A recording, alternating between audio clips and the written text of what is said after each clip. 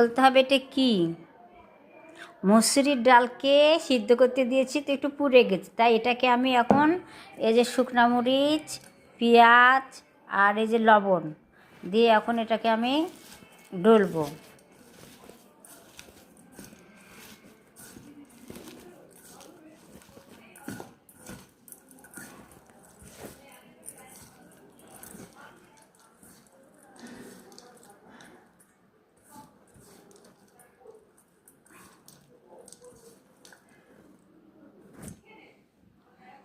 এই যে সরষের তেল দিচ্ছি।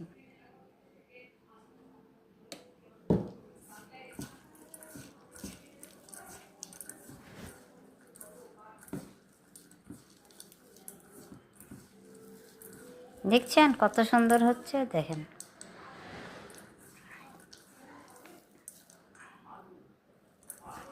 মজা লাগছে না?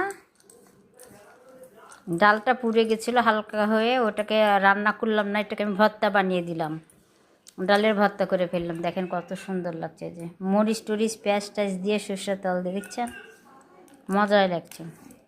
খেয়ে দেখি কেমন লাগছে। বিসমিল্লাহ। অসাধারণ, খুব মজা। এই যে ভাতটা দিয়ে ভাত খাবো,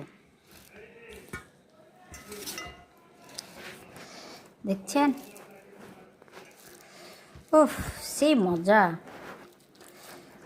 দেখেন এন খাইলেন। ও অনেক কিউট হয়েছে, অনেক সুস্বাদু হয়েছে, যে বলার মতন নয়। গরম গরম ভাতের সাথে এত মজা লাগছে যে বলার মতন না। একবার খেয়ে দেখেন।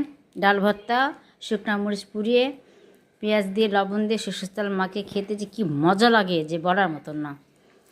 তো যেহেতু এটা একটু পুড়ে গেছিলো, সেজন্য ওটাকে আমি ভর্তা বানিয়ে দিলাম। ওটা ডাল, পানির ডাল করার কথা ছিল।